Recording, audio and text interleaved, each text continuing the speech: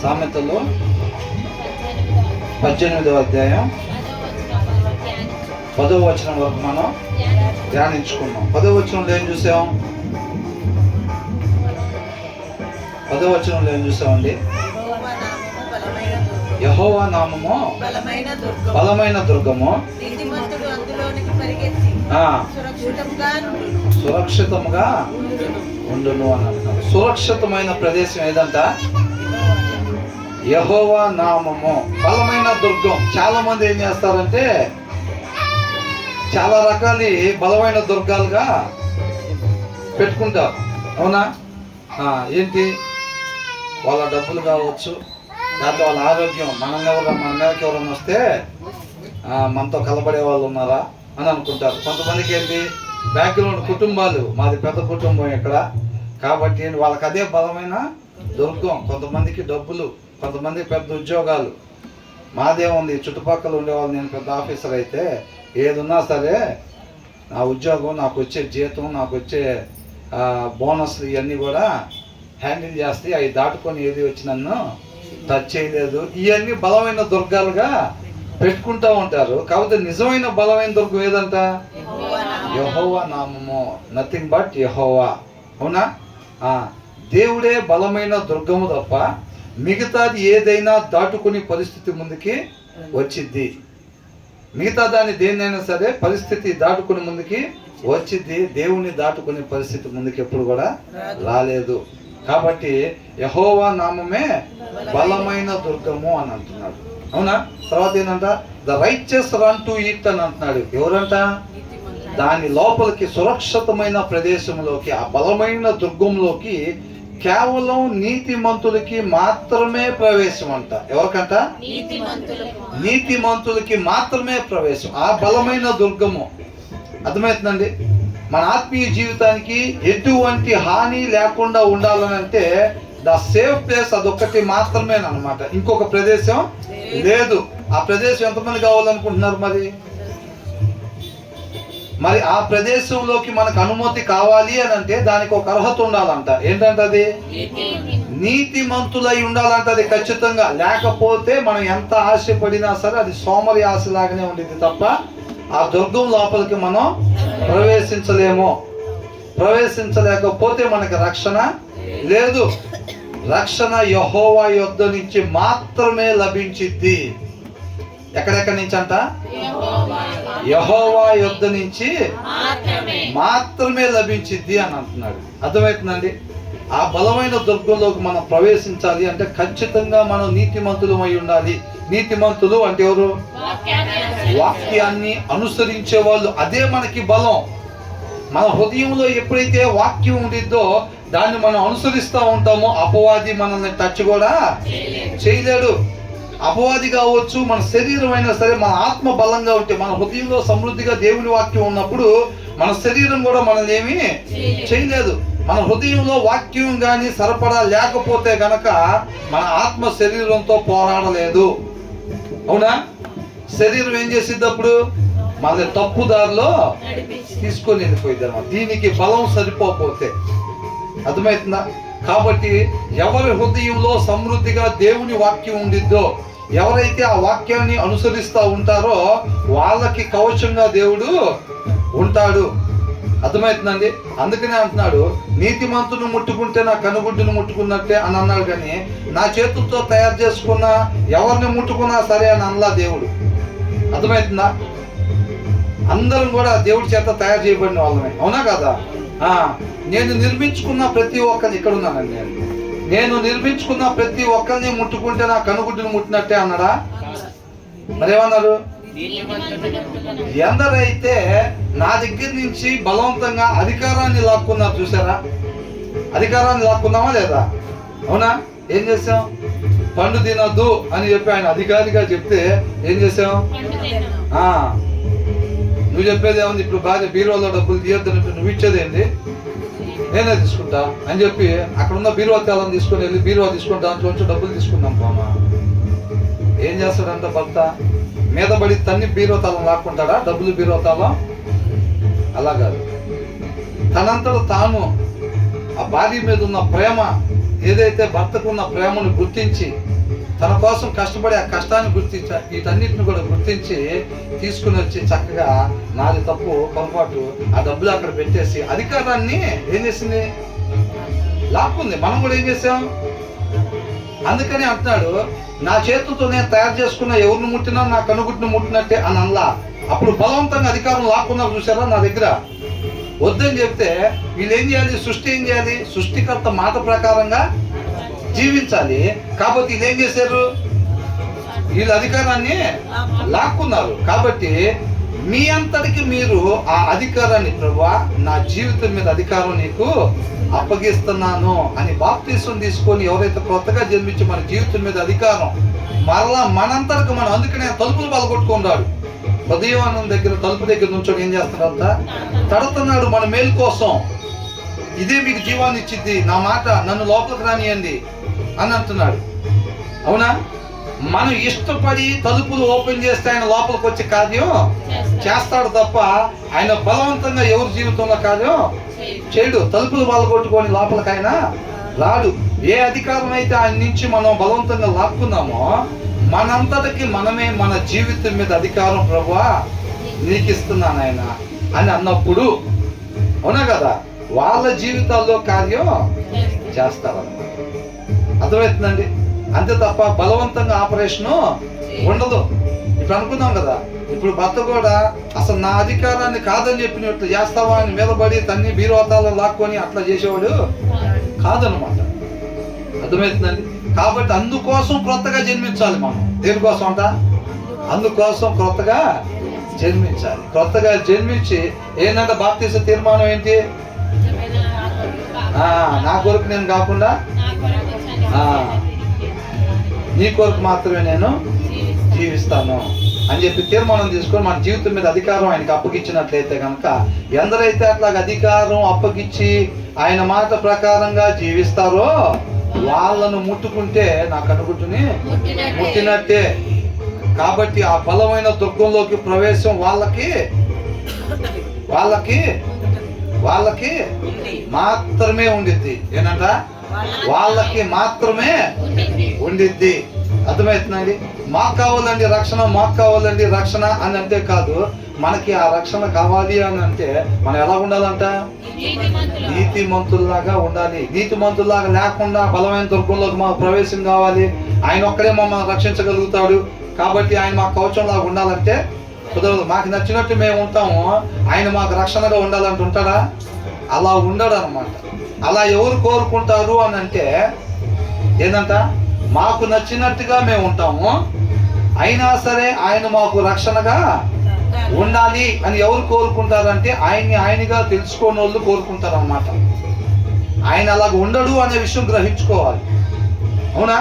నేను ఎలా పడితే అలాగుండి ఆయన నాకు రక్షణగా ఉండమంటే ఉండేవాడు కాదు దేవుడు అనేది తెలుసుకోవాలి. ఆయన ఎలాంటి వాడు, ఎలా ఉంటే తోడుగా ఉంటాడో ఇవన్నీ కూడా తెలుసుకోవాలన్నమాట. మా ఇంట్లో వర్క్ చేసే ఒక ఆమె అంతకుముందు చాలా సంవత్సరాల క్రితం చేసింది, మరలా వచ్చింది పని చేయటానికి. ఆమె చక్కగా పాటలు పాడేవాళ్ళు, ప్రార్థన చేసుకునేవాళ్ళు. కొన్ని దినాలు ఊరెళ్ళిపోయి అక్కడ పరిచర్య కూడా నడిపించారు. తర్వాత ఇవాళ వచ్చారు, మళ్ళీ పని చేస్తూ ఉంటే అసలు చర్చికే వెళ్ళట్లేదంట. చర్చికి వెళ్ళని పరిస్థితి. ఎందుకని? చర్చి కంటే దేవుడు అంటేనే కోపం వస్తుంది. అసలు నాకు, మేము ఉల్లిపాయల వ్యాపారం చేస్తున్నాం, మాకన్నా తర్వాత పెట్టిన వాళ్ళు, మాకన్నా కష్టపడలేని వాళ్ళు వాళ్ళందరూ కూడా 10,000 15,000 విపరీతంగా డబ్బులు వస్తున్నాయి. మేమేం చేసామని, దేవుడు మాకు అసలు ఏం చేశాడని మేము వెళ్ళాలి చర్చికి అని అంటారు. అంటే వాళ్ళు దేవుడి దగ్గరికి ఏం ఆశించి వస్తున్నారు? ఏదో లోక సంబంధంగా, అంటే మరణానికి ముందే ఇక్కడ ఏదో కొంతకాలం ఉండిపోయేదాన్ని ఆశించి ఆయన దగ్గరికి వచ్చారు వాళ్ళు. అది దొరకపోయేసరికి ఏం చేస్తున్నారు? కాబట్టి దేవుడి దగ్గరికి ఎలా రావాలంట? ఆయనగా తెలుసుకోవటానికి రావాలి, అంతే తప్ప ఏదో వచ్చిద్దని కాదు. ధనవంతుడు లాజరు అని అంటే ధనవంతుడు పేదవాడు అని అర్థం. పేదవాడు అవసరమైతే ప్రాణం విడిచిపెట్టాడు తప్ప దేవుడిని విడిచిపెట్టలేదు. అంతే. ఈ లోక సంబంధంగా ఉండేదాన్ని దేనికోసం ఆశించి ఆయన దగ్గరికి రాకూడదు. అలా ఎవరన్నా వచ్చినట్టయితే ఇవాళ వచ్చింది కాబట్టి ఆయన దగ్గరికి వచ్చారు, రేపు రాలేదనుకోండి ఆయన వదిలిపెట్టి పోతారు. అర్థం మాట. కాబట్టి ఆయనగా తెలుసుకోవటానికి రావాలి. అలా తెలుసుకునే వాళ్ళు ఎప్పుడు కూడా పడిపోరు అన్నమాట. అర్థమవుతుందండి? లాజరు ఏం చూస్తున్నాడు? మరణం తర్వాత ఉండేదాన్ని శాశ్వతమైన దాని వైపు చూసుకుంటున్నాడు అనమాట. దేవుడి దగ్గరికి వచ్చే వాళ్ళు ఆ నిరీక్షణ కలిగి రావాలి తప్ప ఈ లోక సంబంధంగా ప్రమోషన్లు వస్తాయి, దేవుడి కృపను బట్టి ఉద్యోగం వచ్చింది, ఆ కంపెనీలో పెద్ద మేనేజర్ అవుతాను, నేను ఇంకా ఆయన్ని నమ్ముకుంటా ఉంటానంటే అట్లాగా ఉండదు. అర్థమవుతుందండి? కాబట్టి అది చూసుకోవాలి.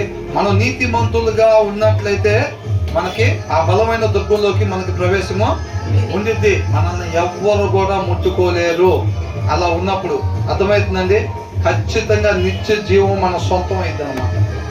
ఎప్పుడైతే మనం నీతిమంతుల్లాగా లేమో, వాక్యాన్ని అనుసరించకుండా ఉంటామో ఏమైందనంటే ఆ కోట డోర్లు తెరుచుకుపోతుంది.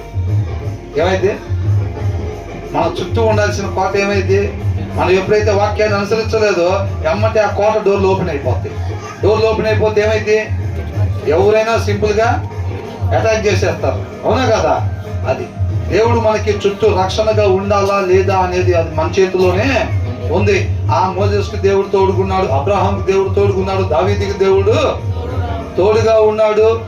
దావీదుకి తోడుకున్నట్టు నాకు కూడా ఉండు ప్రభువా అని అంటే, దావీదు ఉన్నట్టుగా నువ్వు కూడా నీతిమంతుడుగా ఉన్నట్లయితే దేవుడు దావీదుకు తోడుకున్నట్టుగా నీకు నాకు తోడుగా ఉంటాడు. అలా కాకుండా పాటలు పాడినా మాటలు చెప్పినా ఉపయోగం ఏమి ఉండదు. కేవలం మనల్ని మనం మోసం చేసుకునే వారంగానే ఉంటాము. తర్వాత వచ్చిన ఏంటంట, ధనవంతుడికి వాని ఆస్తి ఆశ్రయ పట్టణము. కాబట్టి ఇక్కడ ఏంటంట, ఇందాక చెప్పుకున్నాం కదా, ధనవంతుడికి ఏంటంట, the wealth of the rich is their fortified city అని అంటున్నాడు. వెల్త్ అంటే సంపద. ధనవంతుడికంతా తనకుండే సంపద, అది డబ్బులే కావచ్చు, బంగారమే కావచ్చు, ఆరోగ్యమే కావచ్చు, ఇన్ఫ్లుయెన్సే కావచ్చు. కొంతమంది పెద్ద పెద్ద వాళ్ళు పలుకుబడి ఉంటుంది. అర్థమవుతుందండి? మనకు ప్రధానమంత్రి తెలుసు అనుకోండి, మనం ఎంత అంటే ఆయన అంత అనుకోండి. అవునా? ఆయన చేయగలిగింది ఏదైనా సరే మనం కూడా చేస్తాం అంతే. కొంతమందికి ఇన్ఫ్లుయెన్స్ ఉండేది, కొంతమంది దగ్గర డబ్బులు ఉంటాయి, కొంతమంది దగ్గర బంగారం, కొంతమంది దగ్గర బలం, కొంతమంది దగ్గర కుటుంబాలు, ఇవన్నీ అన్నమాట. వాళ్ళు ఏమనుకుంటారంటే బలవంతునికి ధనవంతుడికి ఆశ్రయపట్నం. నిజమైన ఆశ్రయపట్నం ఏదో దీని ముందు వచనంలో చెప్పారుగా. ఏంటంటది? యెహోవాయే, ఆయన మాత్రమే బలమైన దుర్గం. అక్కడే రక్షణ దొరికింది తప్ప ఇంకెక్కడ దొరకదు. ధనవంతుడికంతా ఆయన దగ్గర ఉన్న డబ్బుని బట్టి ఏముందిరా, వాళ్ళంటే డబ్బులు లేక చచ్చిపోయాడు, ప్రాబ్లం వస్తే, అనారోగ్యం వస్తే మనకేముంది? రమేష్ హాస్పిటల్ అయినా చూపించుకుంటాం, లేకపోతే ఆయుష్ హాస్పిటల్ అయినా చూపించుకుంటాం, ఆకలి వేస్తే నో హోటల్ అయినా భోజనం చేస్తాం. మనకేంట్రా? మనం వాళ్ళలాగా పేదవాళ్ళం కాదు కదా. మనకుంది కదా కవచం, ఏంటంట? డబ్బు. మనకుంది కదా బంగారం. ఏదైనా ప్రాబ్లం వస్తే అమ్మటే తాకట్టు పెడతాం. ఇది మనకుంది కదా. చుట్టాలు ఎవరు ఫోన్ కొట్టినా లేపుతారు. అయితే మనం ఎమ్మెల్యే ఫోన్ చేస్తే చెప్తాడు, మినిస్టర్ ఫోన్ చేస్తే మనకేంది ప్రాబ్లం, ఏదైనా సరే మనకదే అని అనుకుంటారు. వాళ్ళంతా అలాగ భ్రమ పడతారంట. తర్వాత ఏమనుంది? ఏంటంట? ఎవరి దృష్టికి అంట? వాని దృష్టికి అని ఉంది. అర్థమవుతుందండి? ధనవంతుడికంట వాని దృష్టికి ఏంటంట, అది ఎత్తైన ప్రాకారం. ఎరుకో కోట గోళ్ళు చూసి వాళ్ళు ఏమనుకున్నారు? నరమాత్రుడు ఎవరు మమ్మల్ని చచ్చి చేయలేరు అని అనుకున్నారు. చేశారా లేదా? అర్థమైందండి? కొంతమంది వాళ్ళు కోట గోళ్ళు కట్టుకున్నట్టుగా కొంతమందికి డబ్బు, కొంతమందికి ఉద్యోగం, కొంతమందికి పలుకుబడి. దేన్ని చూసి అయితే మనం ఇదవుతున్నామో, నాకేముంది, ఎదిగొచ్చిన పిల్లలు ఉన్నారు, నా జోలు ఎవరు వస్తే మా అబ్బాయిలు ఒప్పుకోరు. అసలు ఏంటంట, మా అబ్బాయిలు ఉన్నారు, నాకు ఇద్దరు మగపిల్లలే, నా జోలు వస్తే మాత్రం వాళ్ళు ఒప్పుకోరు అని అంటున్నారు. అవునా? అట్లాగా అనుకుంటూ ఉంటారనమాట. కాకపోతే దే ఇమాజిన్ అని రాశారు అనమాట. డిల్యూషన్ అని చెప్పి రాశారు. అంటే భ్రమ. భ్రమ అంటే ఏంటి? జరగని దాన్ని జరిగిద్దని భ్రమపడతారు. ఆకాని ఏం చేశాడు? దీన్ని దాచుకొని తర్వాత అమ్ముకుంటే సెటిల్ అయిపోవచ్చు లైఫ్ లాంగ్, నేను నా పిల్లల తరాలు బతకచ్చు అనుకున్నాడు. బిలాం కూడా అంతే అనుకున్నాడు, గెహజీ కూడా అంతే అనుకున్నాడు. జరిగినాయి అవన్నీ జరగవయ్యే. ఎందుకని జరగవు? ఒక్కసారి దారి తప్పిన తర్వాత, అన్యాయం దారిలో అడుగు పెట్టిన తర్వాత ఇది జరగకుండా దేవుడే చూసుకుంటాడు. అవునా? వాటిని ఆపింది ఎవరు? జరగకుండా దేవుడే ఆపాడు అనమాట. అది అర్థమవుతుందండి? వాళ్ళు భ్రమ పడతారు అన్నమాట. కాబట్టి కొంతమంది బలం చూసుకొని, డబ్బు చూసుకొని, బంగారం చూసుకొని, హోదాలు చూసుకొని, పలుకుబడి చూసుకొని, నాకేముందిలే, ఇది ఉంది కదా, నాకేముందిలే, వయసు తక్కువ కదా, ఆయనకంటే 60 ఏళ్ళు వచ్చినాయి కాబట్టి అట్లా అయింది పరిస్థితి, నేను ఏదో ఉన్న తట్టుకోగలుగుతా. నేను తట్టుకున్నారా కరోనాని? చిన్నపిల్లలు, వయసులో ఉన్న వాళ్ళు ఎవరైనా సరే వెళ్ళిపోయారు, అవునా కదా? కాబట్టి రక్షణ యెహోవా యొద్ద మాత్రమే దొరికిద్ది. మనం ఏమన్నా అతిశయపడాలి అని అంటే దేన్ని బట్టి అతిశయపడాలి? ఆయన్ని బట్టే అతిశయపడేవారు ఉండాలి తప్ప ఇక దేన్ని చూసి కూడా మనం అతిశయపడేవారుగా ఉండకూడదు. ఈ లోకంలో మనకి కంటికి కనిపించే దాన్ని దేన్ని కూడా, నెబుకద్నెజరుకి ఏం తక్కువ? అన్నీ ఉన్నాయిగా, సమస్తం ఉందిగా. రాజుగా ఉన్నాడు, డబ్బు, బంగారం, పలుకుబడి, పేరు మొత్తం ఉన్నాయి. ఒక్కసారి దేవుణ్ణి బట్టి అతిశయపడకుండా ఆయన్ని బట్టి ఆయన అతిశయపడ్డాడు. ఎంత టైం పట్టింది పోవటానికి? అవన్నీ పోవటానికి ఎంత టైం పట్టింది? అర్థమవుతుందా? క్షణమాత్రంలో మొత్తం పోతుంది. ఆయన వైపు కాకుండా నువ్వు ఒక మనిషి చూడాల్సింది ఆయన వైపు, చూడాల్సిన వైపు కాకుండా వేరే వైపు నువ్వు దేన్ని చూసి అతిశయపడుతున్నావు, అది లేకుండా దేవుడు చేస్తాడు. నువ్వు ఎటువైపు చూడాలో, నేను ఎటువైపు చూడాలో దేవుడు మనకి తెలియపరుస్తాడు అన్నమాట. పరిస్థితులను బట్టి అది మనకి మేలు. అర్థమవుతుందండి?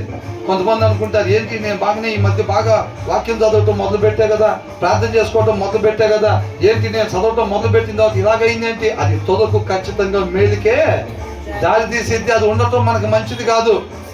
అర్థమవుతుందా? అబ్రహాం అనుకున్నాడా, నేను సరిగ్గా ప్రార్థన చేయలేదు అనుకుంటా, అందుకనే కుమారుని అడిగాడు, ప్రాబ్లం నాలో ఏదో ఉంది అనుకున్నాడా? అబ్రహాంలో ప్రాబ్లం ఉందని చెప్పి కుమారుని అడిగాడా? అట్లాగేమీ కాదు. భార్య చచ్చిపోయిందంటే నేను అసలు ఆయన చెప్పిన ప్రకారం నడుచుకోవట్లేదు అనుకుంటా, అందుకని మా భార్య చచ్చిపోయింది దారిలో, అట్లయితే అనుకుంటారా? వాళ్ళు దేవుడితో బలమైన సహవాసం కలిగి ఉన్నారన్నమాట. కాబట్టి అది ఆ సమయంలో జరగటం మేలు, ఆయన చిత్తమై ఉంది, ఆయనకే మహిమ కలగాలి అని అనుకున్నారు తప్ప అపార్థం చేసుకునే వాళ్ళగా లేరు. కాబట్టి మనకుండే ధైర్యం ఏంటంటే వాక్యాన్ని అనుసరించటమే మన ధైర్యం. అర్థమవుతుందండి? నీతిమంతులంతా దాంట్లో ప్రవేశించంతా సురక్షితముగా ఉంటారు. హృదయంలో వాక్యం సమృద్ధిగా కలిగి ఉండటమే మనకి రక్షణ తప్ప హృదయంలో వాక్యం లేకపోతే మాత్రం ఎవరైనా పడిపోవాల్సిందే. అదే అంటున్నాడు. కాబట్టి అంటే ధనవంతుడి కంట ఆయనకున్న ధనం సంపదను బట్టి అది ఒక పెద్ద ప్రాకారం అని తను భ్రమ పడతాడంట. రక్షించింది అది భ్రమ అంటే జరగనిది అని అర్థం, అవునా? కాబట్టి మనం ఎల్లప్పుడూ కూడా ఆయన్ని బట్టి అతిశయించేవారుగా ఉండాలి, ఆయన వైపు మాత్రమే చూసేవారుగా ఉండాలి, ఆయనకి మొరపెట్టుకునేవారుగా ఉండాలి తప్ప అన్ని ప్రయత్నాలు చేసేసి మొత్తం చివరాఖరిలో ఇక కష్టమండి, మీ అబ్బాయికి ఇంకా కష్టం అని డాక్టర్లు కూడా చేతులు ఎత్తేసిన తర్వాత అదే డబ్బు ఖర్చు పెట్టాము, పని అవ్వలేదు, వాళ్ళకి ఫోన్ చేసాము, చుట్టాలకు ఫోన్ చేశారు, అందరూ వచ్చారు, వాటి బయట నుంచున్నారు, ఇక నా దగ్గర ఉపయోగించాల్సిన అన్నీ ఉపయోగించాను, అబ్బాయి కష్టం అంటారు. అంటే అదే ఇంకొకటి ఉంది కదా, ఏంటంటది? దేవుడు ఉన్నాడు కదా, ఇక ఉపయోగించడానికి ఏం లేవు, ఇంకా లేవు, లాస్ట్ ఆప్షన్. అర్థమవుతుందా? దావీదుని సెలెక్ట్ చేసుకుంటూ పంపించినప్పుడు అంట ఎస్ఐ కుమారుల్లో మొత్తం అయిపోయారా, ఇంకొక ఆయన ఎవరు ఉన్నారా అని అంటే ఉన్నాళ్ళండి ఒకరు గొర్రెలుగా అయితే అనుకుని పంపించాము, వాడు చిన్నోళ్ళు అండి, వాడి కాడంత పెద్ద హైట్ గీటే ఉన్నాడు, లేకపోతే అంత టాలెంట్ కూడా వీళ్ళకి లేదు అని అంటే, టాలెంట్ గీలెంట్ కాదు, ఉన్నాన్ని పిలిపించండి అని అన్నాడు. అవునా కదా? పిలిపించండి అని స్వరమైన పడుతుంది. ఏమంటే సమయాలకి ఏంటంట, ఇతడే తైలపు కొమ్ము తీసుకొని అభిషేకించాలి, ఆయన కంటపడాలి మనం, అవునా? దానికోసం తహతహలాడాలి, దానికోసం తహతహలాడాలి. ఉల్లిపాయల వ్యాపారంలో డబ్బులు సరిగ్గా రావట్లేదని దేవుడి మీద అలిగి వదిలిపెట్టి అపార్థం చేసుకోవటం. ఎవరి దగ్గరికి వచ్చి దేని కోరుకుంటున్నాం? మధ్య ఆయన దగ్గరికి వచ్చి, అవునా? మహారాజు ఏం కావాలో కోరుకుంటూ కేజీ బియ్యం ఇవ్వమంటే ఎట్లా చూడతారు? ఇంకా అవునా కదా? ఆయన ఏం అడగచ్చు, అవునా కదా? అది కాబట్టి మన ఏది కూడా బలమైన దుర్గం, నిజమైన బలమైన దుర్గం ఎవరంటే వాక్యమై ఉన్న దేవుడు మాత్రమే. కాబట్టి ఎప్పుడైతే మనం అక్కడ దాగి ఉంటామో అది మాత్రమే మన సురక్షితంగా ఉంచిద్ది. దాన్ని మనం తెలుసుకోవాలన్నమాట. తర్వాత ఏంటంట, మన ఆత్మీయ జీవితాలంట పడిపోవటానికి కారణం ఏంటంట? అతిశయము. Before downfall, the heart is haughty అని ఉంది. అంటే హృదయం అనంత ఉండకూడని రీతిగా ఉండటం వల్ల మనకి ఆత్మీయంగా మనం పడిపోయే వారంగా ఉంటాము. పడిపోవటానికి కారణం ఏంటంట? కొంతమంది ఏం చేస్తారంట, లోపలికి పోయి అపవాది ఎట్ట చేశాడు అట్ట చేశాడు, ఎట్ట పడిపోయా అన్నాను.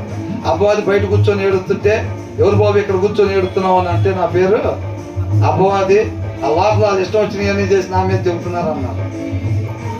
ఏంటంట, ఎవడు ఇష్టం వచ్చినట్టు వాళ్ళు చేశానంటే అనే అపవాది మీద తోసేయటమే అంతే.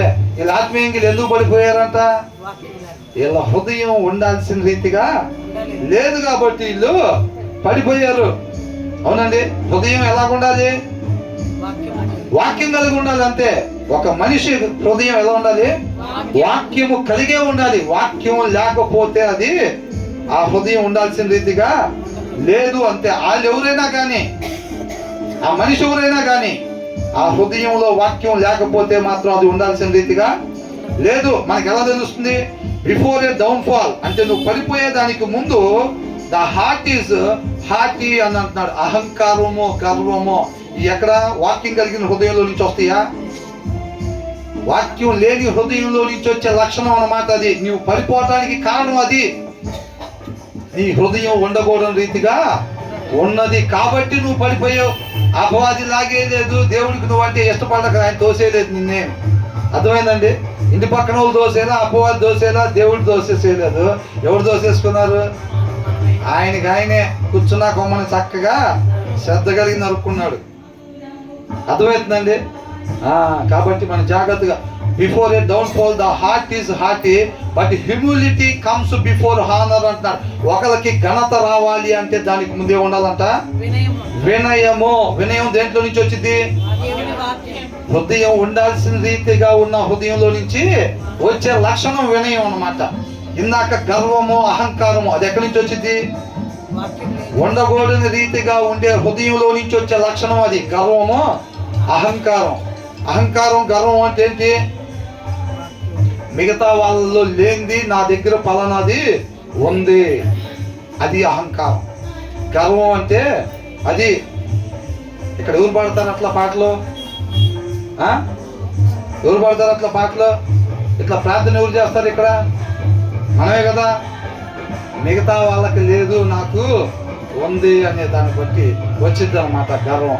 మిగతా వాళ్ళందరూ దాన్ని బట్టి ఏమైందంటే, మిగతా వాళ్ళందరూ కూడా విలువ లేని వాళ్ళలాగా, విలువ తక్కువ వాళ్ళలాగా కనపడుతూ ఉంటారు అన్నమాట ఇలా కంటికి. అర్థమవుతుందండి? ఈయనకు పాట పాడటం వస్తే, ప్రార్థన చేయటం వస్తే, వాక్యం చెప్పటం వస్తే ఏమనుకుంటారు మిగతా? నీకు అది రాదురా, నీకు అది ఏం కదా రాదు, మనకు వచ్చు. ఏంటంట? మనకి వచ్చు. అట్లాగనమాట. దాన్ని బట్టి గర్వం, అహంకారం అన్నమాట. ఉండకూడని రీతిగా హృదయం ఉన్నప్పుడు దాని నెక్స్ట్ స్టెప్ జరగబోయేది ఏంటి అని అంటే, నువ్వు నేను ఆత్మీయంగా పడిపోతాము. ఎందుకు పడిపోయామంటే హృదయం ఉండాల్సిన రీతిగా లేదు. అర్థమైందా? హృదయం ఎలా ఉండాలంట? వాక్యము కలిగి ఉండాలి. అంటే ఆ వినయము, ఆ వినయం అనే గుణలక్షణం దాంట్లో నుంచి వచ్చేటట్టుగా హృదయం ఉండాలి తప్ప గర్వం, అహంకారం వచ్చేటట్టుగా హృదయం ఉండకూడదు. ఆ హృదయం ఉండకూడని రీతిగా ఉండటం వల్ల ఇల్లు పడిపోయేటట్టుగా కనబడుతుంది. అవునా? ఆ తర్వాత అంట వీళ్ళు ఎప్పుడంట గౌరవించబడింది ఎప్పుడు? వీళ్ళకి ఘనత ఎప్పుడంటే వచ్చేది? తను తాను ఎవరైతే తగ్గించుకుంటారో. అర్థమవుతుందండి? పనివాడు ఉన్నా సరే, దాసుడు ఉన్నా సరే, దాసుడు లేకపోతే మనం ఎలా పని చేసుకుంటామో అలాగా పని చేసుకునేవారుగా, తగ్గింపు స్వభావం కలిగి ఉండేవారుగా, క్రీస్తుని పోలి. ఆయనకన్నా గొప్ప వాళ్ళు ఉన్నారా? అనిల్ అంబానీ ఆయనకన్నా గొప్పవాడేనా దేవుడి కన్నా? ఎలాన్ మస్క్, అసలు ఎవరైనా అదాని కావచ్చు, అంబానీ కావచ్చు, ఆయనకన్నా గొప్ప? ఆయన ఎంతకు తగ్గించుకున్నాడు మరి? అవునా కదా? తన్ను తాను తగ్గించుకునేవాడు ఏం చేస్తాడంట? హెచ్చింపబడతాడు. అది ఫార్ములా, అది అంతే. నువ్వు నేను ఆత్మీయంగా హెచ్చింపబడాలి అనే ఆశ ఉన్నట్లయితే కనుక ఏం చేయాలి? మనం తగ్గించుకునే దాంట్లో మన సత్తా ఏందో చూపించాలి, అంతే. అర్థమవుతుందండి? తగ్గించుకునే దాంట్లో మన సత్తా ఏందో చూపించాలి. తగ్గకూడదు, మనం కంఫర్ట్గా కూర్చోవాలి. తర్వాత పక్కన వాళ్ళు కూర్చుంటారు, వాళ్ళ కోసం మనం జరగటం ఏంటి? మనం ముడుక్కొని కూర్చోవటం ఏంటి? మనం కంఫర్ట్గా కూర్చున్న తర్వాత మిగిలితే వాళ్ళు కూర్చుంటారు. అర్థమవుతుందండి? అదేనా తగ్గింపు స్వభావం? కాబట్టి మనం హెచ్చింపబడాలి, ఆయన నామాన్ని గొప్పగా మహింపరిచే అవకాశము, ఆయన కృపను బట్టి మనల్ని అట్లా వాడుకోవాలి, వాడబడాలి అని అంటే తగ్గించుకునే దాంట్లో మన సత్తా ఏంటో చూపించాలి. ఇరువురి మధ్య ప్రేమ వృద్ధి చెందాలి అని అంటే అక్కడ క్షమించే దాంట్లో మన సత్తా ఏందో చూపించాలి మనం. అర్థమవుతుందండి? పోయినసారి అంత ముందు వచ్చిన వాళ్ళు చూసాం కదా, ఏంటంట ప్రేమ ఎప్పుడు ఇద్దరి మధ్యలో వృద్ధి చెందిద్దంట నువ్వు క్షమించినప్పుడు. అర్థమవుతుందండి? ఒకరు చూసుకోలేదు, కొత్త వాళ్ళు ఎవరో వచ్చారు, గబుక్మని కాలు తొక్కారు. అవునా? తొక్కినప్పుడు ఏంటి, కళ్ళు కనపడతలేదా? ఎడు చూస్తున్నావు? ఇట్లా కన్నావు అనుకోండి, వాళ్ళిద్దరి మధ్యలో ప్రేమ వృద్ధి చెందిద్దా? పర్వాలేదులేండి అన్నప్పుడు ఆమె నీతో ఎప్పుడెప్పుడు మాట్లాడదామా అనిపించింది, ఎప్పుడెప్పుడు నీతో కొంత సమయం గడుపుదామా అనిపించింది. ఆ ప్రేమ ఎందుకని అట్లా అనిపిస్తుంది ఆమెకి? ఆ ప్రేమ వృద్ధి చెందింది అనమాట. అక్కడ నీటి ఓటలాగా అక్కడ ప్రేమ తయారైంది. ఏంటి ఆ ప్రేమ అంటే ఏంటి? ప్రేమకు ఒక రూపం గీస్తే ఏమొచ్చింది చెప్పండి? అది ఏంటంట? ప్రేమ స్వరూపి ఆయన. అవునా? ప్రేమకు ఒక బొమ్మ గీస్తే అది యేసయ్య బొమ్మ అయి ఉంటుంది. ఎక్కడైతే ఇద్దరు ముగ్గురు కూడి ఉంటారో అక్కడ నేను ఉంటాను అంటున్నాడు. ఒక్కడే ఉన్న దగ్గర ఉన్నాడంట ఆయన, ఉంటాడు. ఇద్దరు ముగ్గురు కూడి ఉంటామంటే మనం పోయిసారి చెప్పుకున్నాం, అది కూడా ముందు వచ్చిన వాళ్ళు. నేను ఒక విషయం అనుకుంటున్నాను, దేవుడు అది ఆలకించి దాన్ని జరిగించాలంటే ఇద్దరు ముగ్గురు కూడుకొని ప్రార్థన చేయమన్నారు. కాబట్టి అక్కడ నువ్వు చర్చి దగ్గరికి వచ్చి నేను ఎక్కడున్నా ఒకదాన్నే ప్రార్థన చేస్తే దేవుడు ఆలకించడేమో, అట్లా కాదండి. ఇద్దరు ముగ్గురు కూడుకున్న దగ్గర నేను ఉంటానంటే కాదు, ఆయన ప్రేమ అయి ఉంటాడు అనమాట. అర్థమవుతుందండి? ఒక్క దేవుడిని రహస్యంగా ప్రార్థన చేసిన దేవుడు చక్కగా వింటాడు, సరి చేసుకోవటానికి ఇష్టపడి ప్రార్థన చేస్తే. అలా కాకుండా లాకర్లో కొన్ని అట్టు పెట్టుకొని ప్రార్థన చేస్తున్నాం అనుకోండి, ఆయన ఆ ప్రార్థనలో రెండో మొహం పక్కకి తిప్పేసుకుంటాడు. అది గంట చేసినా, వారం చేసినా, 7 వారాలు చేసినా. అర్థమవుతుందండి? అది చర్చిలో చేసినా, ఇంట్లో చేసినా, ఎక్కడన్నా చేయనియండి కాక. అవునా? కాబట్టి మనం తగ్గించుకునే దాంట్లో మన సత్తా ఏంటో చూపించినప్పుడే మనం అంతగా హెచ్చింపబడేవారుగా ఉంటాము. మనం ఎక్కడుంటే ఆయన ప్రేమ స్వరూపి, యేసయ్య ఎక్కడుంటే అక్కడ ప్రేమే ఉన్నాడు. కాబట్టి మనం కూడా ఆయన లాగా ఉండాలి అని అంటే మనం ఎక్కడుంటే అక్కడ క్షమించేవారుగా ఉండాలి. అది అండర్లైన్ చేసుకోవాలి. ఆ తర్వాత ఆటోమేటిక్గా వస్తాయి మన వెనకాల. అర్థమవుతుందండి? ఆటోమేటిక్గా హెచ్చింపబడాలి, హెచ్చింపబడాలి, హెచ్చింపబడాలి. అది కాదు మనం పట్టుకొని తిరుగుతూ ఉండాల్సింది. మనం ఏం వినయంగా ఉండాలి, తగ్గించుకుని ఉండాలని నువ్వు తిరుగుతూ ఉంటే నీ వెనకాల హెచ్చింపు నీ వెనకబడి వస్తూ ఉండిద్ది. అంతే, నువ్వేం దాని వెనకబడి అవసరంలా. అర్థమవుతుందండి? నాకు హెచ్చింపు కావాలి, దేవుడి చేత హెచ్చింపబడాలని కాదు మనం జపం చేసుకుంటూ తిరగాల్సింది. ఏం జపం చేయాలి? తగ్గించుకోవాలి. నేను ఇంకా దావీదు ఏమన్నాడు? ఎంత బాగా కనపడ్డావు అయ్యా, ఇజ్రాయెల్ రాజు ఎంత బాగా కనపడ్డాడు నాట్యం ఆడేటప్పుడు అని వాళ్ళ భార్య అంటే ఏమన్నాడు? ఆయన నామ మహిమ కొరకు అంతకన్నా హీనంగా తగ్గించుకోవటానికి నేను ఇష్టపడుతున్నాను. ఆయనకి తెలుసు. అవునా కదా? ఇప్పుడు కూడా ఇన్ని సంవత్సరాల తర్వాత కూడా ఇంకా ధ్యానించుకుంటున్నాం, చెప్పుకుంటున్నాం. ఆయన రాజ్యం కట్టుబడి కోసం ఆయన చేసిన నాట్యం కావచ్చు, ఆయన ఉద్దేశం ఇప్పుడు కూడా ఉపయోగపడుతున్నాయి ఆయన రాజ్యం స్థాపించడం కొరకు. అవునా కదా? అది వాడుకోవటం అంటే, అది హెచ్చింపబడటం అంటే. అది చూసుకోవాలి. మనల్ని మనం ఎంతగా తగ్గించుకుంటే అంతగా మనం హెచ్చింపబడేవారుగా ఉంటాం. లోకం ఏం చెప్పింది? తగ్గద్దు. ఏందంట టైటిల్? తగ్గేదే లే అంటే లేగవటమే. ఇంకా ఆ తగ్గేదే లే అంటే ఈ లేగవటమే ఇంకా. అవునా? కాబట్టి మనకు అవన్నీ వద్దు. లోకానికి ఆత్మీయతకి ఎప్పుడు కూడా 2 యాంటీగా ఉంటాయి. లోకం నన్ను తృణీకరించింది కాబట్టి మిమ్మల్ని కూడా ఖచ్చితంగా తృణీకరించింది. మీరు ముందే మెంటల్గా ప్రిపేర్ అయిపోండి. ఒకరికి ఎమ్మటే మేలు చేసి నువ్వు రాగానే శాల్వాలు కప్పి బొకేలు ఇస్తారని అనుకోబాక. ఎమ్మటే నీ మీద నిందలో వస్తాయి. నువ్వు మెంటల్గా ప్రిపేర్ అయ్యి ఉండు. అలా వచ్చిందంటే నేను వెళ్ళిన దారిలోనే నువ్వు కూడా వస్తున్నావని మర్చిపోబాక. నేను ఎక్కడికి చేరుకున్నానో, నిత్యము తండ్రితో పాటు యుగాలు ఉండే స్థానానికి నేను చేరుకున్నాను. నీకు కూడా అలా జరుగుతుందంటే నువ్వు కూడా అదే దారిలో వస్తున్నావు, సరైన దారిలో వస్తున్నావు, శాశ్వత జీవాన్ని పొందుకునే దారిలో నువ్వు వస్తున్నావు. లోపల గంతులేయాలి నీ ఆత్మ అంటున్నాడు. శారీరకంగా ఎట్లుంటుంది? అవమానాలు, నిందలు, శ్రమలు ఎదురైనప్పుడు శారీరకంగా బాధ అనిపించవచ్చు. లోపల ఎలా ఉంటుందంట? ఆత్మ గంతులేసేదిగా మహానందంగా భావించుకోవాలి, మనం గొప్ప భాగ్యంగా భావించుకోవాలన్నమాట. అర్థమవుతుందండి? ఆయనలో నాటుబడి ఉంటే మనకు అది వచ్చింది తప్ప, లేకపోతే పైకి మాటలు చెబుతాం, లోపల ఎడుతూనే ఉంటాం, బయటకు కూడా ఎడుతూనే ఉంటాం. చాలా మంది అనుకుంటారు ఏమీ లేకుండా వచ్చా, సైకిల్ వచ్చింది, బండి రాకపోతే ఆ చెప్పే సాక్ష్యంలో ఏంటి? ఏమీ లేకుండా వచ్చిందండి, ఏమీ లేదండి, నడవలేక ఆఫీస్కి అక్కడే తిరగలేక చాలా ఇబ్బంది పడుతున్నా. ఎవరో ఒక ఆయన చెప్తే ఏసీ దగ్గరికి వచ్చా, బండి ఇచ్చాడు. బండి పోతే దాని అర్థం అదేగా, బండి ఇచ్చాడు, నేను అక్కడి నుంచి రోజు కొనసాగుతున్న మందిరానికి, ఇంకా బండి పోతే వచ్చేవాడు కాదనమాట. అంతేనా కదా? మరి ఏంది ఆ సాక్ష్యం? సత్యాన్ని తెలుసుకున్నానండి. ఆ దినాలు ఎలా బతకాలా అని భయపడేవాడు, నీ వాళ్ళ భయము లేదు నాకు. నా సంగతి ఆయన చూసుకుంటాడు.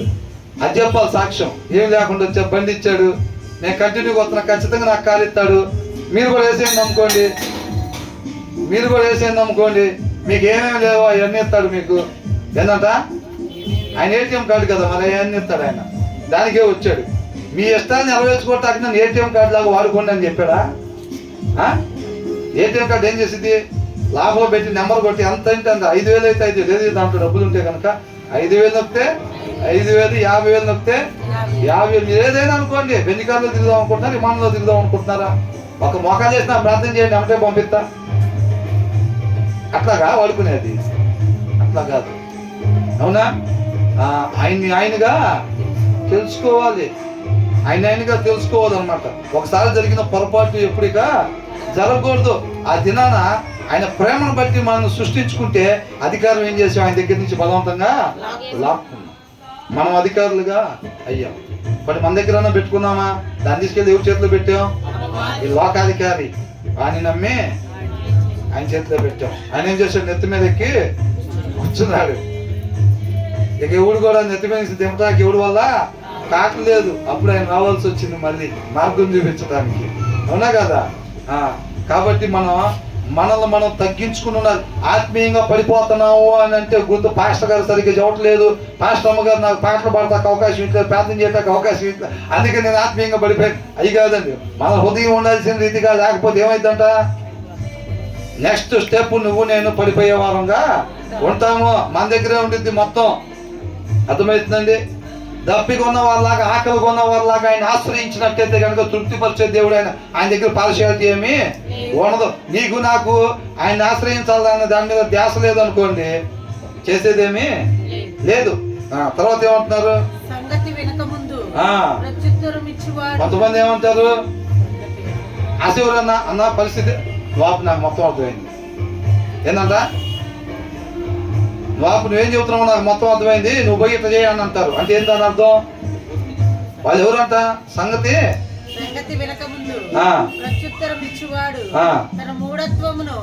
ఎవరంట? సార్ పేరేందంట? ఈసారి ఎవరు కొత్తగా వచ్చారు, ఎవరంట? ఆ సార్ పేరేందంట? మూఢుడు అంట. అవునా? ఆ సార్ ఎలా ఉంటాడంట? ఎవరన్నా ఏదన్నా చెప్పని పోతే పూర్తి వెనక ముందే నేను జ్ఞానిని కదా అని అనుకోనకూడదు అన్నారు. జ్ఞాని ఏం చేస్తాడంటే దాంట్లో ఉన్న జ్ఞానానికి సంబంధించిన మాటలు చెప్పినప్పుడు ఆ జ్ఞానానికి ఇంకా యాడ్ చేసుకుంటారులే. కానీ మత్తయి సువార్త అంటే వదిలే, ఇక మొత్తం తెలుసు గాస్పుల్స్ 6 సార్లు చదివా. ఇవాళ మత్తయి సువార్త అన్నారు, ఇనే పని ఏమి పెద్దగా లేదంటే మనం బయట తిరిగి రావచ్చు. మత్తయి సువార్తలో మన తెలియని ఏముంది? నిర్గమాకాండం అంటే వదిలేసేయి, 7 సార్లు చదివా నిర్గమాకాండం. అని వాళ్ళ నిర్గమాకాండంలో దేని గురించే చెప్తారనమాట బ్రదరే వాళ్ళ. నిర్గమాకాండంలో మన తెలియకుండా ఏముంది? అవునా? చాలా మంది అట్లా అనుకుంటాడు. ఆ దినాన్న దావీదు గొలియాత్ చిన్నప్పటి నుంచి మన తెలియదే ఉంది దాంట్లో. అవునా కదా? అట్లాగా చాలా మంది అనుకుంటా ఉంటారు. అది జ్ఞాని లక్షణం కాదనమాట, వివేకి లక్షణం కాదు, అవివేకి అలాగ అనుకుంటాడంట. ఏమని? To answer before listening, that is Foley and shame అన్న. అవమానం వచ్చిందంట ఆయనకి. అర్థమవుతుందండి? ఎవరు? అవతలోళ్ళు చెప్పింది సహనంతో విని దానికి ఏది చెప్పాలో జవాబు ఆ హృదయంలో వాక్యం కలిగి ఉండి, దేవుడు వాక్యం అయి ఉన్న దేవుడు మన చేత పలికించాల్సిన జవాబుని తీసి మన నోట్లో నుంచి పలికించిన నాకు ఎవరైతే ఎదురు చూడకుండా ఉండి అవతల ప్రశ్న వేసేటప్పుడే మన జవాబుని చెప్పేస్తారు చూసారా, వాళ్ళు మూర్ఖులు అని చెప్పి రాయబడింది అనమాట. ఆ మూర్ఖులకి ఏమొచ్చిందంటే అట్లా జవాబు చెప్పే వాళ్ళకి అవమానము, షేమ్ అని అంటున్నాడు. అవమానం వచ్చింది అనమాట. అర్థమవుతుందండి? కాబట్టి మన జ్ఞానం కదా, మనకు మొత్తం తెలుసు కదా, మనం బాప్తీసం తీసుకొని 25 ఏళ్ళు అయింది కదా, మనం పాస్టర్ గారు కదా, పాస్టర్ గారు వాళ్ళ పిల్లలం కదా, మనకు తెలియంది బైబిల్లో ఏముండిద్ది అని ఎప్పుడు కూడా అట్లాగా అనుకోకూడదు. అర్థమవుతుందండి? కాబట్టి ఎదుటి వారు ఏదైనా చెప్పినప్పుడు దాన్ని జాగ్రత్తగా వినాలి. వివేకం కలిగిన వాళ్ళు ఏంటంటే వినటానికి వేగిరంగా ఉంటారన్నమాట. వాళ్ళు చక్కగా విని దానికి ఏమి చెప్పాలో, నీతిమంతుడు నోరు తెరిస్తే ఆటోమేటిక్గా జీవపు ఓటే కదా అది. ఏంటంట? నీతిమంతుడి నోరు జీవపు ఓట, అది జీవాన్ని బలికిద్ది. నీతిమంతుడి దగ్గరికి వెళ్ళి మన మొర ఎప్పుడైతే చెబుతామో ఆలోచించకుండా తొందరపడి సమాధానం చెప్పేవాడిగా ఉండడు. నీతిమంతుడు ఆ లక్షణం ఉండదు. చక్కగా విని దానికి ఏమి జవాబు ఇస్తే వాళ్ళు ఆత్మీయంగా బలపడతారు. అనేక మందికి వాళ్ళు సత్యాన్ని ప్రకాశింపజేసేవారుగా ఉంటారు. ఆ జవాబునే తన నోట్లో నుంచి ఇచ్చేవాళ్ళుగా ఉంటారన్నమాట. అలా ఉండాలి. అంతేలే కానీ మన తొందరపాటుతనంతో ఎప్పుడు ఉండకూడదు. ఇన్స్టెంట్ డెసిషన్స్ తీసుకునే వాళ్ళు, తొందరపాటు నిర్ణయాలు తీసుకునే వాళ్ళు, చెప్పకముందే యువత నుంచి జవాబు నోరు తెరిచి మాట్లాడేవాళ్ళు, వాళ్ళందరూ కూడా మూర్ఖులని రాయబడుతూ ఉంది, అవమానించబడుతూ ఉంటారు. కొంతమంది మనం చూసినట్టయితే అంతా ఉంటారు, ఎవడురా వాడంతేరా, అరే వాడు కాదురా బాబు, మీ అన్నయ్య గురించి మేము మాట్లాడుకున్నాం, మధ్యలో ఎంటర్ అవుతారు సీన్లోకి. వాడు అప్పుడే అటు పోయి ఇటు వస్తాడు, వీళ్ళు ఏదో మాట్లాడుకుంటూ ఉంటారు. ఈయన అనుకుంటారు వేరే ఆయన గురించి అనుకుంటా అని, ఇదేం చేస్తారంటే అప్పుడే నోరు తెరిచి తీర్పు చెప్తారు. వాడు కాదురా బాబు, నీకేం తెలియదు, నువ్వు మెల్లకుండా కూర్చొని ఇప్పుడు వచ్చావు, మేము ఆయన గురించి మాట్లాడుకుని ఎప్పుడూ అయిపోయింది, తర్వాత ఇప్పుడు వేరే ఆయన గురించి మాట్లాడుకున్నావు, నువ్వు లేవు ఇప్పుడు వచ్చావు, మొత్తం ఆనకెచ్చుకుండా మాట్లాడతావు ఎందుకు అని అంటారు. నువ్వు మెల్లకుండా కూర్చో, నీకేం తెలియదు అన్నప్పుడు ఏమైంది? అవమానం కలిగిందన్నమాట. అవునా కదా? తెలియకపోతే తెలుసుకొని చెప్పాలి. ఇప్పుడు ఎవరో ఏదో అడిగారు, మనకు తెలియదు అది ఎక్కడి నుంచి ఉంది ఏంటనేది. నేను ఒకసారి చూసుకొని దాని ప్రకారం చెప్తానమ్మా అనాలి తప్ప, వాళ్ళు అడిగారు మనకు చెప్పబోతే ఏం తెలియదు అనుకుంటారని ఏదో ఒకటి చెప్తే ఏదో ఒకటి చెప్పొచ్చా? చెప్పకూడదు. మన సహనంతో చూసి దాని గురించి తెలుసుకొని వివరంగా, అది 1 రోజు పట్టొచ్చు, 2 రోజులు పట్టొచ్చు, దాని ప్రకారంగా చెప్పేవారంగా ఉండాలి తప్ప ఏదో ఒకటి చెప్పేవారంగా ఉండకూడదు అనమాట. అట్లా చెప్పినట్టయితే మనం మూర్ఖులుగా ఉండేవారంగా ఉంటాం, మన మీద అవమానం వచ్చింది అని అంటున్నారు. తర్వాత ఏంటంట? ఏం చేసిద్దంట? నరుని ఆత్మ వారి వ్యాధిని ఓర్చుకునిద్దంట. అంటే దాంట్లో మనుగడ చేయగలిగిద్ది, నిలబడగలిగిద్ది. అంటే ఇప్పుడు మనకి మనిషికి అనారోగ్యం వచ్చింది అనుకోండి, ఏమీ కాదు, అర్థమవుతుందండి. తర్వాత ఆరోగ్యం వచ్చింది, ఆత్మ బలంగా ఉండిద్ది. కాబట్టి నరుని ఆత్మ వ్యాధిని నోచును. తర్వాత నలిగిన హృదయం, అంటే ఇక్కడ ఏమనుందంటే నరుని ఆత్మని ఇందాక ఇచ్చాడు కదా, ద హ్యూమన్ స్పిరిట్. ఒక మనిషి ఆత్మ అంట, ఆ మనిషికి అనారోగ్యం వచ్చినా కానీ తట్టుకునిద్ది, నిలబడిద్ది. కానీ అలాంటిది ఆ ఆత్మకు అనారోగ్యం వస్తే దాన్ని బాగు చేసేది ఎవరని అంటున్నాడు. ఏమన్నా తర్వాత ఎవడు సహింపగలడు? అవునా? ఇప్పుడు చూడండి, చక్కగా వచ్చి ఆత్మీయ 4 మాటలు ఏం కాదమ్మా, నీకు చక్కగా బాగైద్ది, కంపల్సరిగా నువ్వు కోలుకుంటావు, దేవుడు నీకు తోడుగా ఉంటాడు, మీరు మంచిగా ఉంటారు కాబట్టి, ఆయన ఆనుకొని ఉంటారు కాబట్టి, వాక్యాన్ని అనుసరించే వాళ్ళు ఉంటారు కాబట్టి మీకు మీ కుటుంబానికి ఎప్పుడు మేలే కలిగిద్ది, మీరు ఆయన్నే ఆశ్రయించుండండి అని చెప్పి ఎప్పుడైతే చెప్పెళ్తారో ఆటోమేటిక్గా వీళ్ళు కొంచెం ఆరోగ్యవంతుల్లాగా అయిపోతూ ఉంటారు. అర్థమవుతుందండి. కానీ ఆత్మ బలహీనమైంది అనుకోండి, దాన్ని కాపాడేది ఎవరు? అవునా? అంటే ఇక్కడ 2 విషయాలు, ఒకటి ఆత్మ, ఒకటి శరీరము. శరీరం ప్రాబ్లమాటిక్ గా ట్రబుల్ ఎదుర్కొన్నా కానీ పర్వాలేదులే, కానీ ఆత్మీయంగా మాత్రం బలహీన పడకూడదు అని చెప్పి ఈ వాక్య సారాంశం మనకి చెప్తా ఉంది. పోతే ప్రాణం పోవచ్చులే కానీ ఆత్మీయత పోకూడదు. అంతే. అంటే ప్రాణం మనం తీసుకోకూడదు అని అపార్థం చేసుకోవద్దు. నేను చెప్పేది పోతే ప్రాణం పోవచ్చులే కానీ అంటే మనం తీసుకోకూడదు. దేవుడు ఆ సమయం వచ్చినప్పుడు, దేవుడు ఇంతవరకు చాలని అనుకుంటే మనం అంతవరకే మనం సృష్టించాడు అనుకోండి, అంతవరకు ఉండటం కోసమే సృష్టించాడు. అవునా? ఇప్పుడు యేసయ్యను కూడా 100 ఏళ్ళు ఉంచారా? 100, 150, 200 ఏళ్ళు ఉంచారా? మెతుషెల లాగా 900 ఏళ్ళు ఉంచారా? అట్లా కాదు. అవునా? 33 సంవత్సరాలు చాలు. అంతవరకే తండ్రి ఉద్దేశం కలిగి ఉన్నాడు అనమాట. అంతవరకే చాలు. అది దేవుడు మన పట్ల కూడా ఎంతవరకు ఉద్దేశం కలిగి ఉన్నాడు అంతవరకే మనం ఉండాలి తప్ప అంతకన్నా అధికంగా ఉండాలని చెప్పి మనం కోరుకోకూడదు. మన పుట్టికైనా, మన చావు అయినా, మన జీవితం ఏదైనా సరే ఆయన నామ మహిమ కొరకే మనం జీవించే వారంగా ఉండాలంటే. అయ్యా మనోడు పెళ్ళి ఒకటి చూడండి అయ్యా, కొద్దిగా ఏదంట మనోరాజు పెళ్ళి ఒకటేనయ్యా, ఇట్లాంటి పిచ్చి కోరికలు మనం ఏమి కోరుకోకూడదు అనమాట. అర్థమవుతుందా? ఆయన ఎలా చేస్తే చూడటం, ఆయన వద్దంటే అయిపోతాం. మోషేతో చెప్పాడు, ఏమన్నాడు? ఇంకోసారి అడగబాకు నువ్వు దాని గురించి అన్నాడు. అవునా? ఆ వాగ్దానం తీసుకున్నాడు, నన్ను కూడా పంపించుకోవా అని. తర్వాత ఒకసారి అడిగితే ఏమన్నాడు? నువ్వు కొండ చూడలే కానీ ఇంకొకసారి నువ్వు దాని గురించి అడగబాక. ఇక తర్వాత మోషే ఎప్పుడు అడగలేదు. అర్థమవుతుందండి? పౌలు గారు కూడా 1-2 సార్లు ఆరోగ్యం గురించి అడిగినప్పుడు ఏమన్నాడు? ఆ కృప నీకు చాలండి. మళ్ళీ ఇంకెప్పుడు అడగలేదండి. బిలాం ఏం చేశాడు? వద్దు నువ్వు వెళ్ళబాకంటే మళ్ళీ అడిగాడు అన్నమాట. అక్కడ ఎంత కోపం వచ్చిందో దేవుడికి అసలు. దేవదూత ఖడ్గం పట్టుకొని ఎదురు నిలబడ్డా అంటే, దేవదూత ఖడ్గం పట్టుకొని ఎందుకు నిలబడతారు? పూలమాల పట్టుకొని నిలబడితే, శాలువ పట్టుకొని నిలబడితే సత్కరించడానికి అనుకుంటా. ఖడ్గం పట్టుకొని దేనికి నిలబడతారండి? సంహరించడానికి. ఇప్పుడు దాకా నా మాట కొరకు ఉపయోగపడ్డాడు, నా పని కొరకు ఉపయోగపడ్డాడు అని అనుకుంటున్నాడా? న్యాయంలో తేడా ఉండదు అంతే.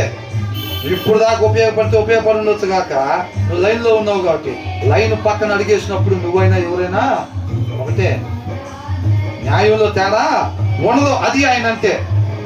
ఆయన నిత్యం మనకి తోడుగా ఉండాలనంటే మనం ఖచ్చితంగా లైన్ ప్రకారంగానే మనం ఎప్పుడు ఉండాలంతే. కాబట్టి ఇక్కడ ఏంటంటే ఆరోగ్యం, చక్కగా ముఖం చూసుకోవటం, ఎంత గుల్ల కూడా రాకుండా చూసుకోవటం, ఎక్కడ నొప్పి లేకుండా చూసుకోవటం. ఒక బకెట్ నీళ్ళు ఎవరి నుంచి ఎవరి పెట్ట, అమ్మో ఇంకేమైనా ఉందా, నేనా అలసిపోను, ఏందంట అలసిపోను, వాడిపోను, తాజా పువ్వులాగా, తాజా పండులాగా. ఎలా ఉండాలంటే ఎన్నిసార్లు కడుగుతారో ముఖం కొంతమంది అయితే. చెమట కనపడకూడదు, జిడ్డు ముఖంలా కనపడిద్దావా అని చెప్పి 20 నిమిషాలకు ఒకసారి ముఖం 24 గంటల్లో 24 సార్లు కడిగేస్తా ఉంటారు, గంటకు ఒకసారి వేసుకున్నా కానీ. అవునా కదా? ఆత్మ సంగతి ఏం లేదు. తెగిపోయిన గాలిపటం లాగానే, లేకపోతే గాలిలో పెట్టిన దీపం లాగా. దాని గురించి పెద్దగా ఆలోచించేది ఉండదు. కానీ ఈ శరీరం గురించి ఎంత మురుసుకుంటారు, ఆలోచించుకుంటూ ఉంటారు. నేను అనేది అందరిని అంటలేదండి. చాలా మంది శరీరానికి ఎక్కువ ప్రాధాన్యతని ఇస్తారు, ఆత్మకు మాత్రం ఎక్కడో.